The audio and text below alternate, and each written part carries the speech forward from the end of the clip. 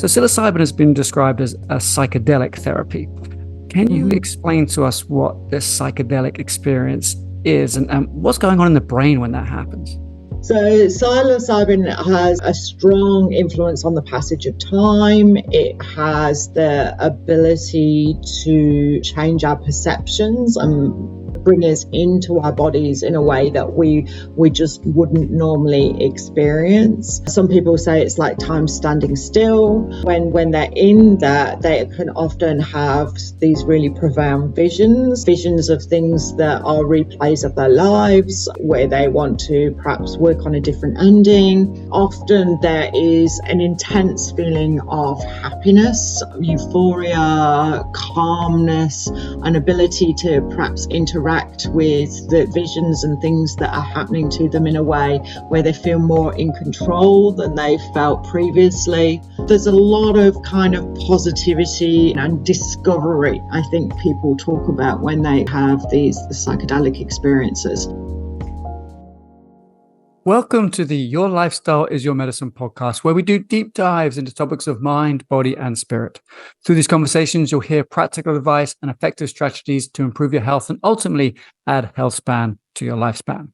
I'm Ed Paget. I'm an osteopath and exercise physiologist with a special interest in longevity. Today's guest is Dr. Susan Russell. She is a clinical neuropsychologist and cognitive neuroscientist. She's recognized internationally for her pioneering research in mental health and neurocognitive disorders. Originally from the UK, she is now based in Australia and served as a professorial research fellow at Swinburne University of Technology and was the inaugural director of its Centre for Mental Health. Her expertise spans schizophrenia, bipolar disorder, body dysmorphic disorder, and anxiety, focusing on both neuroimaging and cognitive mechanisms. Over her career, she has published more than 250 peer-reviewed articles, and her research has helped bridge the gap between neuroscience and mental health treatment. In our conversation today, we dive into the world of psilocybin. That's the active compound found in magic mushrooms. We discuss what it is, why there is an interest in using it in conjunction with therapy to help certain mental conditions, and whether or not the research is there to back up the claims, the potential risks, and what can go wrong during a psilocybin-induced experience, but also what the future looks like for people who might be interested in using psilocybin for therapeutic purposes. Dr. Susan, welcome to the show. Good to be with you. So I thought we could start with a lay of the land, and you can explain to my listeners what psilocybin is and why it's gained attention in mental health research. Can we start there? Yeah, absolutely. So psilocybin is a compound found in mushrooms, and I think there's about 20 different varieties of mushrooms. It is one of the psychedelics, and obviously it's a naturally produced psychedelic. So some of the psychedelics are synthetic, but this is a natural one. There is a very long history of evidence from way back in cave paintings and cavemen, all the way through the indigenous cultures, that they used it as part of ceremonies for wellness and to also connect with the spirits. But a lot of sort of writings with regards to treating people with anxiety conditions, mental health conditions, helping them deal with the way that they would refer to it as deal with their demons. It was picked up in the 50s and 60s as a potential interesting medicine to help with mental health problems, and then certainly some of the original evidence would suggest very favourably that it does help with mental health problems. And then, unfortunately, there was a pause to a lot of that research because a lot of it was done very unethically. And that's a very long story, but essentially that's the brief version of it. And then there was an international ban for a number of years until it was picked up again recently. And piecing together all of the history, both long-term history and short-term history, it suggests that there is some benefit for using in mental health. And also, we know more about pharmacology now than we did back in the 60s, 50s and 60s. And indeed, when people have looked at the pharmacology of psilocybin, it has relevant compounds that we know are important in mental health. So it interacts with the serotonin system. So there's a lot of bits of the puzzle that have come together to suggest that we should be, as researchers and as clinicians, considering whether it is useful for mental health conditions. Interesting. So it's like the indigenous people or our ancestors way back when intuitively knew how to use it. And then now we had a go at it in the 50s and 60s, messed that up a little bit, or whatever political reasons, unethical research and so on. I think I remember reading about some of that stuff. And now we've got the science to figure out a bit more how it works. We're going full circle and bring it back into treatment again. Yeah, that's exactly right. Yeah.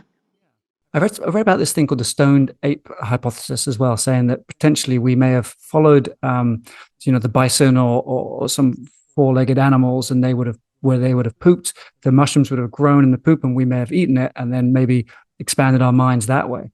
Absolutely. In fact, I recently went to a really fascinating series of lectures by an archaeologist talking about all of these sorts of things and showing how it influenced some of the cave drawings, and showing how there were little pouches that obviously contain the mushrooms that they found in some of the very, very old archaeological digs. So we know it's been around for a long time. So you're a research scientist with a background in clinical neuropsychology.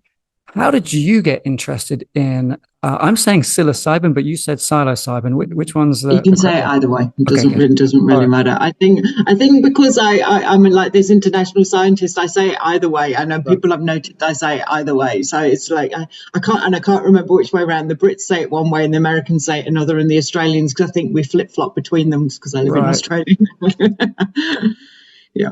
Why did I get interested? So I, for the last about 15 years, have really focused a lot, most of my research on body dysmorphia. So this is a disorder where people are profoundly distressed with what we refer to as imagined ugliness.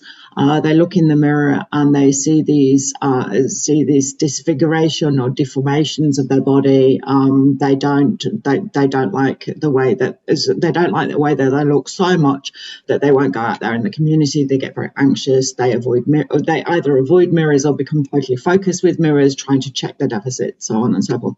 So I've been working with this condition for about 15 years now, and I've thrown a lot of different research angles at it in terms of trying to better understand the condition, but also in terms of trying to improve the treatments for it. We still don't really have very specific treatments for body dysmorphia. We have adapted some of the therapeutic models from OCD, which is one of the most similar conditions. And there's okay success. I'm not going to say it's anything great. About 40% of people do seem to get a little, some amount better, but there's loads of relapse, and that's really concerning to me. So we've got to, this, and it's also not a low frequency condition. It's got the same frequency as bipolar disorder and schizophrenia. It's about 1% of the population, and actually there's an argument that it's actually greater than some of these other, very prominent mental health disorders.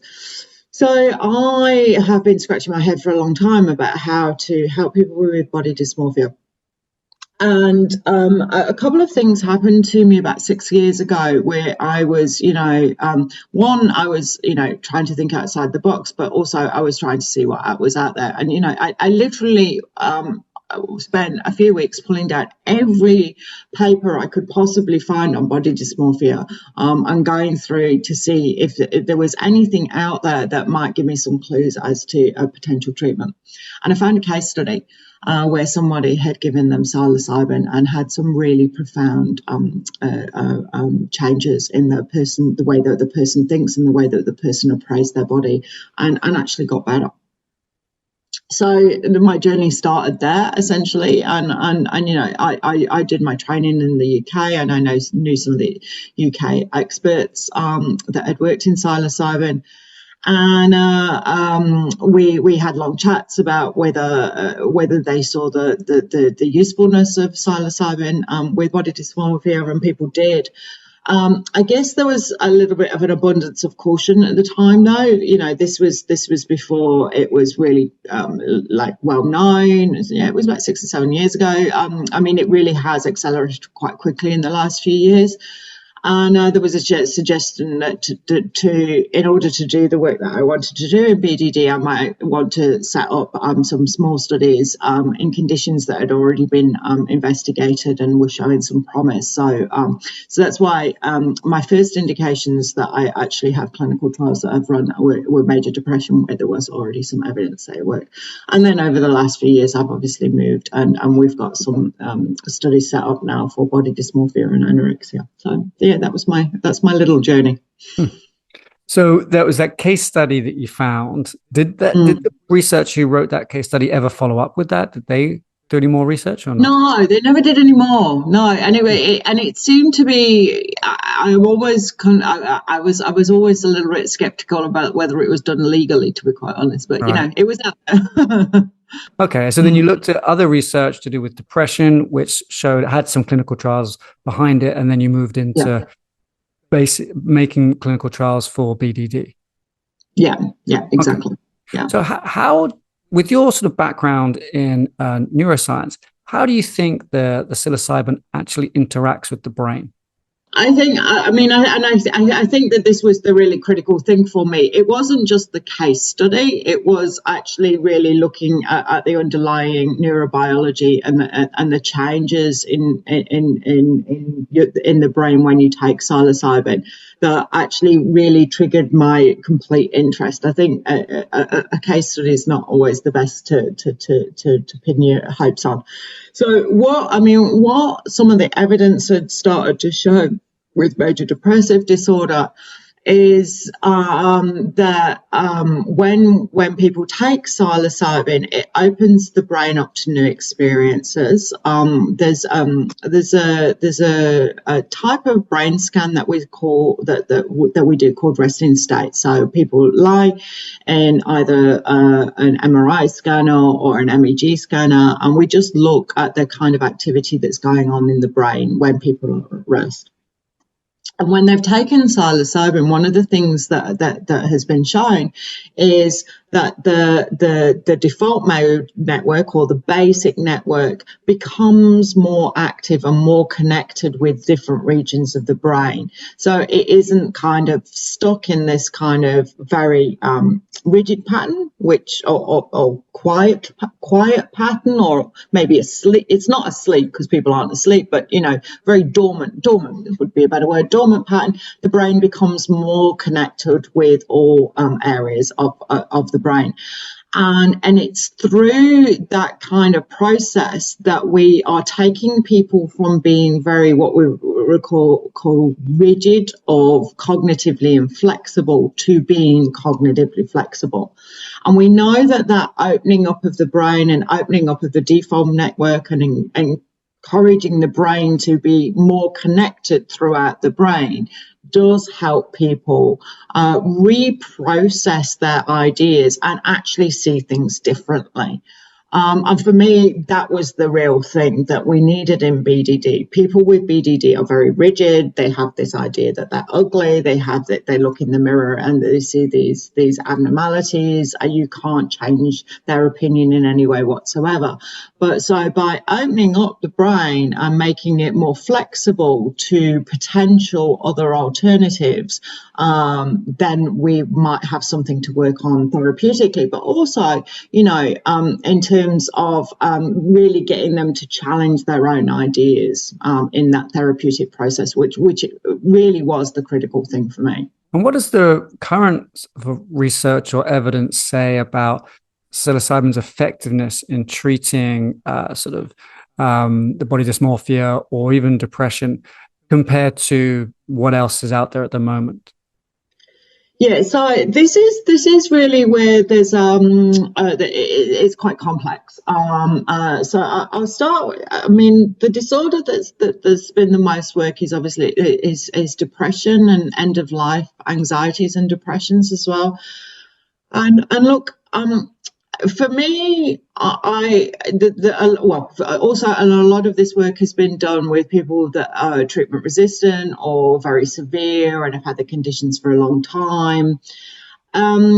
Look, there's promise. There is real promise. It's certainly not a silver bullet. It's certainly not something where you just take it and you get better, and you come out of the session and your life's changed.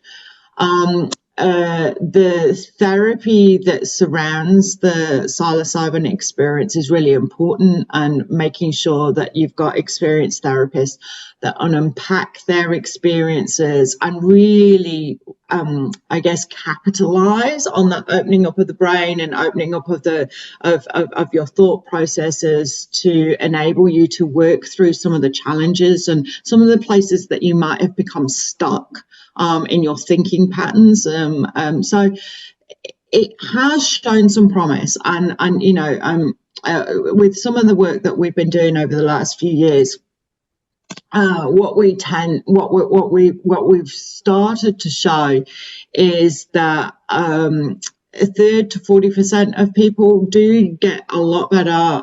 Whether they stay better, I'm not sure, because we don't have massive long-term follow-ups yet. But they do get better, and over a year period of time, they do stay better. A third of people have a fluctuating course. Not quite a third, maybe more like 20%. Don't seem to get Don't seem to get better at all. So, from my point of view as a scientist, and also as a human, this is an experimental technique at the moment. It's got massive promise, but what I think we need to be working out is those people that do seem to get some positive effects, why that is, and who they are, and who the people that haven't changed are too. Because what do we do? Is there something that we could perhaps do differently with them to get them to a position where they might receive some benefits? So at the moment, I think it's got massive promise. And I've also had a look at some of the really large data sets that are out there now, where there's some clinical trials have done, up to 200 people. And actually, that does seem to be the pattern within those large data sets as well. But what happens is the data is published as a group, as we all know, and the people that do get better get profoundly better. So it kind of skews the evidence to say, oh well, this technique is great. And look, it has promise and it has a potential to be great, but at the moment, it's not great for everybody. So there is a little bit of caution there. Right. And then to come to your question about BDD, look, there's just not the evidence yet, and that's and then there's myself, and I know there's another group in Canada still looking at whether it would be a useful intervention for body dysmorphia. But based on everything that we've seen in depression, and based on our first few cases, look, it's got some promise, but we're still working on it. Okay, so it seems to me from what you're saying is if you can get better understanding who would benefit, then you can screen out the people who perhaps wouldn't benefit, and then we can show that it's more effective. Now, these people aren't just taking like a mushroom or a psilocybin and then just being left their own devices. We call it psilocybin-assisted therapy. Yeah. Is there a study where you've gone with cognitive behavioral therapy or whatever psychological techniques that are best used for depression, and then compared that to psilocybin assisted therapy? At the moment, I'm not aware of any study that's compared psilocybin-assisted psychotherapy with the standard treatment as usual in terms of the psychotherapy, so CBT. But there is one study from Imperial College in London who have compared it, psilocybin-assisted psychotherapy, with a standard pharmacology, which is an SSRI. And actually, I think the team were a little surprised by those findings, where the SSRIs actually did pretty well. And there wasn't the massive effect sizes that we've seen with some of the other studies. Where, look, psilocybin did a little bit better, but it wasn't profound. And I know that those results came out about 18 months ago. So now, and I know they've been doing lots of analysis of reasons for this, and we'll start to see some of those papers, I think, come out over the next few months. But so this is what I mean. It isn't a silver bullet. I think that there is a lot we need to know, and of course that what that gives me a lot of caution about is psilocybin assisted psychotherapy is very expensive. And the reason why it's expensive is because there's so much psychotherapy, that goes beforehand, during the dosing day session, and then afterwards. Whereas, some of the very common medications, the SSRIs, are a lot cheaper. And so, there has to be an element of caution in terms of the cost benefit of some of these interventions. And I know, health economists think about this all the time. What is actually the best bang for buck, and what is actually going to keep people as well as we possibly can do, given limited resources. Exactly. And talking about best bang for the buck, you mentioned about how there's this rigidity in the brain of people with BDD, or even with depression, and it sort of opens up the brain to new experiences. Is that similar to the way perhaps meditation or some breathing practices might do that? How does psilocybin-assisted therapy, or even SSRIs, compare to those almost free therapies? Yeah. So look, I've actually just recently come back from South America and really been thinking about some of these alternate ways, and yeah, I mean we know that meditation and mindfulness actually does have some really amazing benefits across all mental health conditions. We also know changing our diet has amazing effects across all mental health conditions. We pollute our body with all kinds of rubbish nowadays. So I think the more we understand, some of these things, the more we are going to actually not be prescribing these actual major big interventions like psilocybin assisted psychotherapy. So the ethos where, in the beginning, when we first started this reemergence, about 10 years ago, where we were treating people with very treatment resistant conditions, that's where I see these medicines probably going to be attached to long term, because there is a lot that we can do to help our bodies that isn't, this profound, very expensive intervention. So yeah, working on our breath, working on mindfulness practices, working on changing our diet, working on exercising, even if it's just going out for a walk. There is a lot of things that we can do that don't involve a lot of expense, gives the person the control back in terms of looking after their mental health, and makes your, I guess, journey very personalized. Yeah, that makes sense. It's in that regards, it's probably like a lot of things to do with the body. You got 80% of the disorders will get better with, some minimal intervention. It's the 20% that we need to focus on, because they're the ones that don't get better, no matter what you do. But that's where you have to get creative. Yeah. It's the same with my areas as an osteopath. It's lower back pain. 80% of lower back pain, pretty straightforward to treat, and not even that interesting sometimes, but it's the 20% where it just doesn't change, or the person has a whole laundry list of problems. That's where, for a clinician like myself, that's where it really gets interesting, and you want to push the envelope and try and find out what you can do. Absolutely. Yeah. So psilocybin has been described as a psychedelic therapy. Can you explain to us what this psychedelic experience is, and what's going on in the brain when that happens? Yeah, absolutely. So, we usually encourage people to close their eyes because the psychedelic effect is usually more intense, and we would mostly play people music to get people out of their mind and out of their thinking patterns, and so to distract them from the everyday chatter, as we often think about it.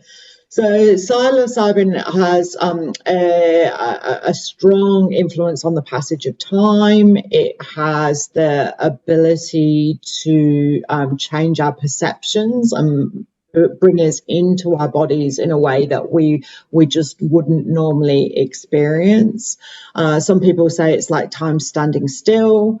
And then when they're in that, they can often have these really profound visions, visions of things that are replays of their lives, where they want to perhaps work on a different ending, visions of things which they can't explain and they've never seen before. Often there is an intense feeling of happiness, euphoria, calmness, an ability to perhaps interact with the visions and things that are happening to them in a way where they feel more in control than they felt previously. Um, there's a lot of kind of positivity and discovery. I think people talk about when they have these psychedelic experiences. Of course, I would be remiss if I didn't point out that a lot of that there are some also quite unpleasant experiences. People can feel quite anxious or worried about what's going on, revisiting things that have happened to them that are not so pleasant, and these are often referred to as a bad trip. Um, the more I have had experience working in this field, there are bad trips, and we have to accept them, and we have to prepare people for them, and we have to really, help people through all of that.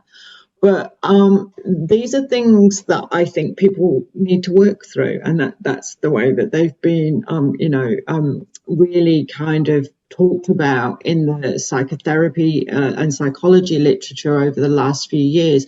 These are things that are coming up for individuals that have perhaps prevented them from moving forward, and are part of this stuckness or cognitive inflexibility or rigidity that we're seeing in terms of their mental illness. So this is the challenge that they have. They need to work through these things, and that is anxiety provoking, and it can be quite scary.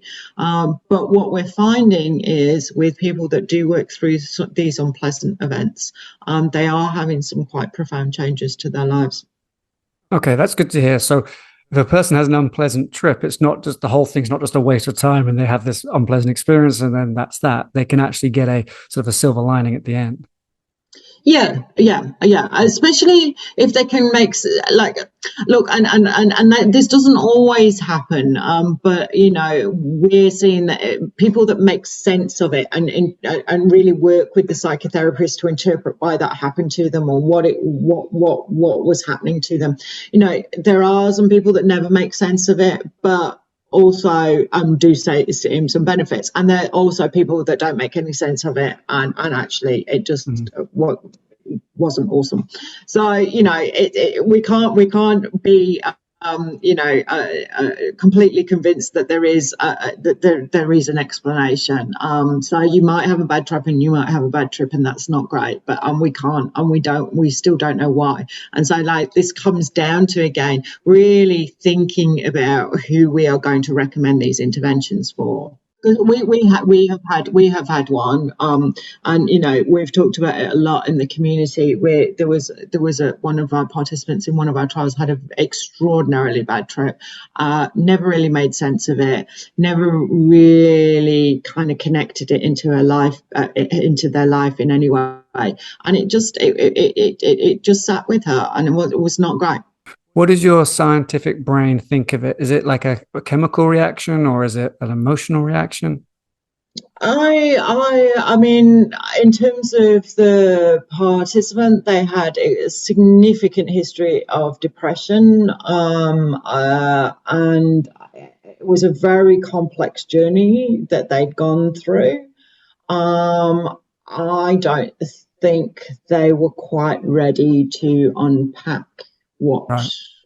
what had happened to them over their lives. Mm-hmm. And I also, I think there were potentially some personality issues, but there was also a lot of potential clinical information that we didn't record at the time, that we now do to really try and think about this, who is best for this intervention. And actually, that's what my science brain said. Well, we need to look at this, and we need to look at this, and we need to look at this. Right. I mean, in terms of the existing models of how people were screened into the therapy, we did exactly what was the universal standard at the time. But I think there were some potential things that we could collect that might give us evidence for why this person might not be suitable to this intervention long term. So yeah, it was a learning exercise. Okay, so what's happening with regards to getting this type of therapy rolled out into the mainstream? Now, what are the barriers and whereabouts is it with the, regulation and legality and that kind of stuff? So I know Australia hit the worldwide media a couple of years ago because we had a very strange announcement from our TGA, which was our regulatory body, downscheduling it. Allowing authorized prescribers to prescribe psilocybin in a sort of regulated setting. And an authorized prescriber was basically a psychiatrist who had experience working in clinical trials in the field. So I think we've got 10 to 12 authorized prescribers over the last, so what would it be, 18 months since that regulation. So it's still not very many.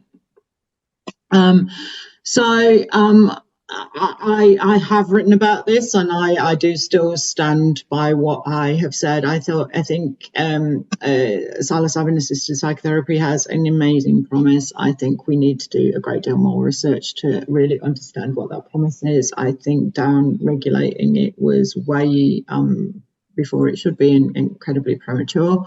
I think there's so much more that we need to know.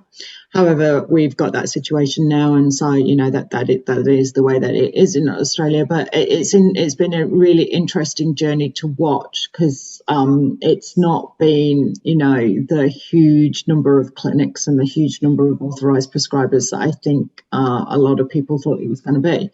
And the reason I think I've already alluded to is it's really expensive, and people have to do it privately. So we've got this sort of mixed system in Australia where we've got both public and private health systems, and psilocybin-assisted psychotherapy isn't on the public health system at the moment. So there's no access to any funding on the public health system in terms of being able to pay for this. So it costs about $25,000.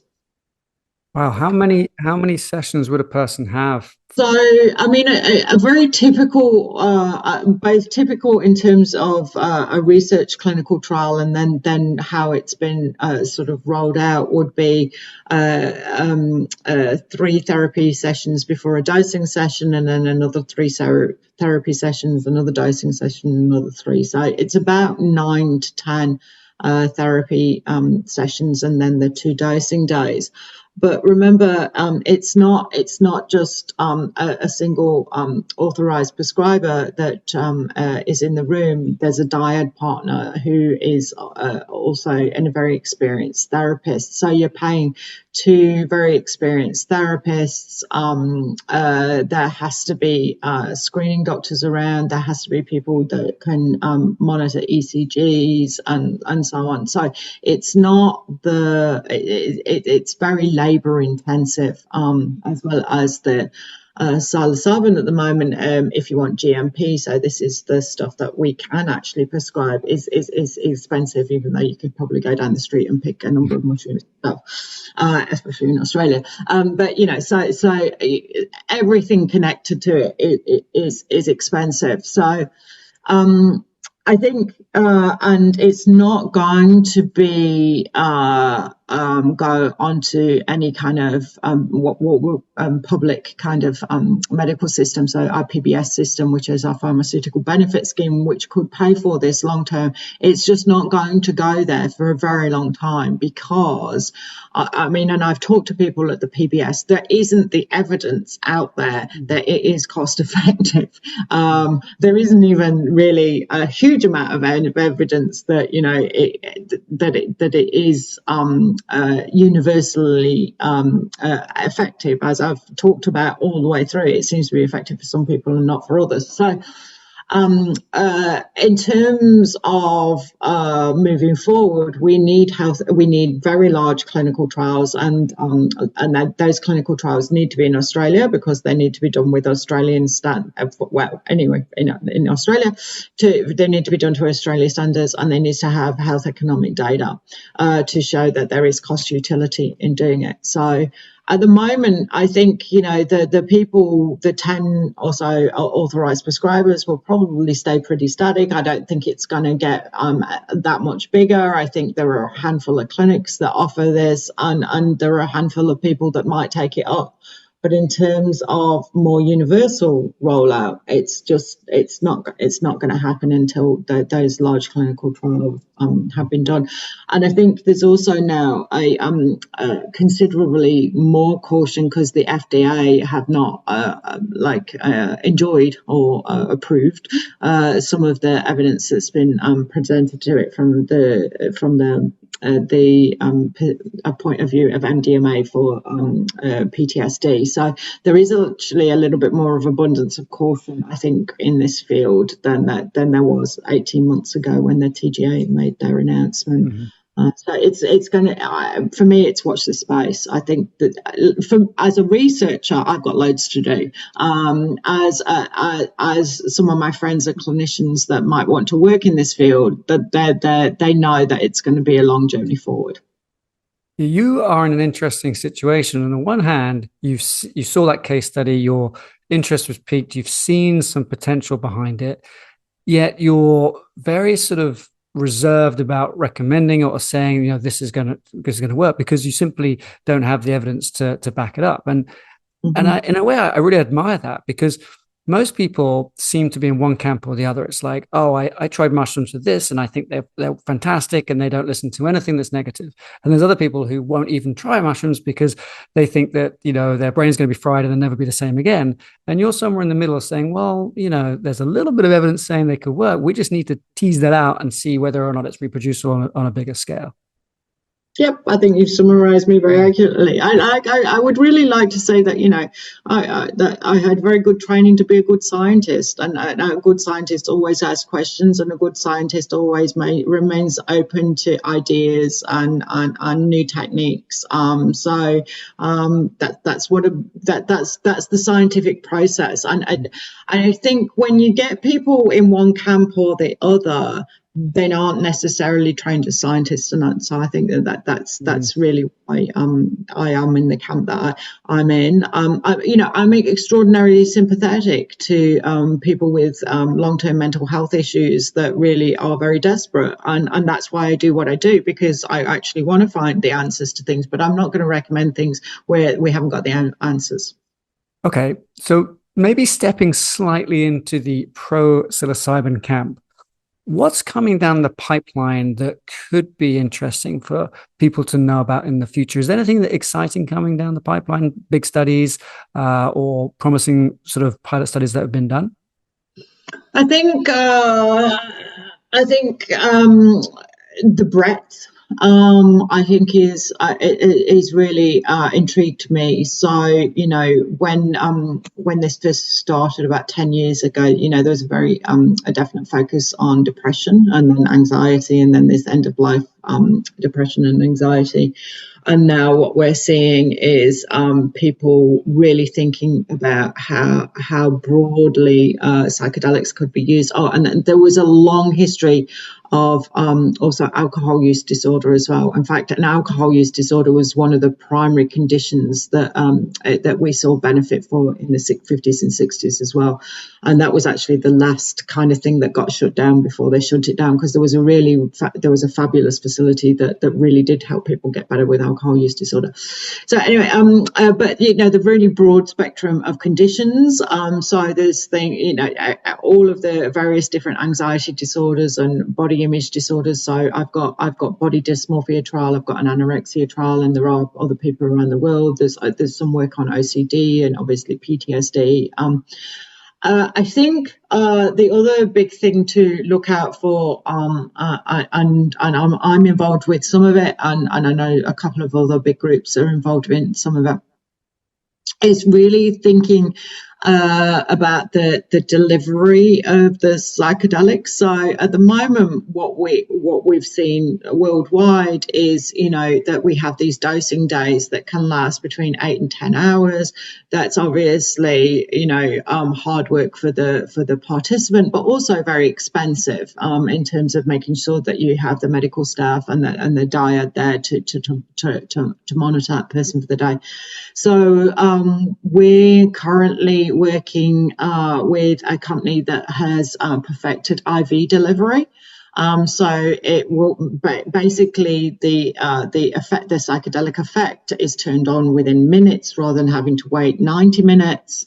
And you can switch it off if they're having a bad time, and you can just allow them to have that intense psychedelic experience over 2 hours, rather because you can stop the IV and flush the system out, and so there's a potential there to really improve the amount of time and the expense, as well as the quality of the psychedelic experience, make it very intense for the period of time that we need person to work through something.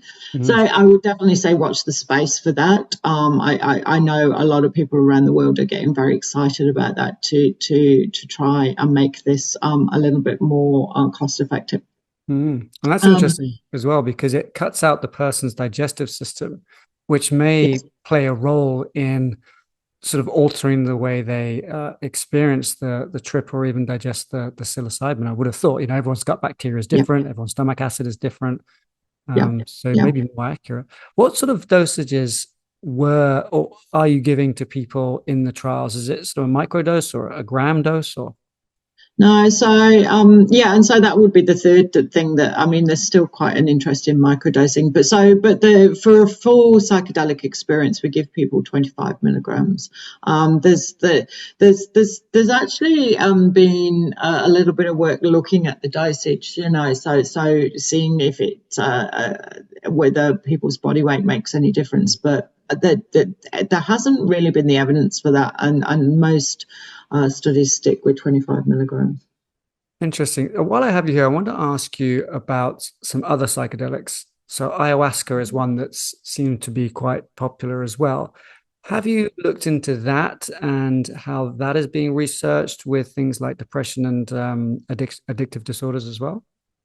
Yeah, so we are about to kick off a synthetic ayahuasca study next year. So this is where we've compounded the DMT component of the ayahuasca, and that is for depression and alcohol use disorder.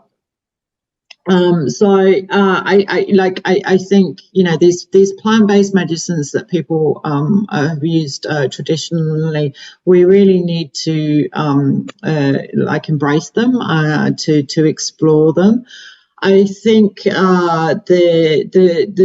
ayahuasca and the DMT is quite different, and I'm sort of still scratching my head a little bit as to protocols and making sure that we are as safe as we possibly can be. Because for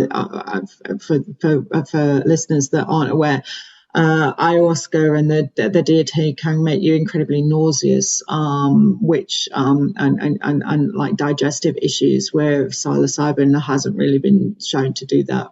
That we get people vaguely feeling nauseous, as they start to go in, but it's more because they're floating and they feel a little bit lightheaded rather than an actual physiological kind of nausea, whereas with the ayahuasca compounds do actually make people very nauseous.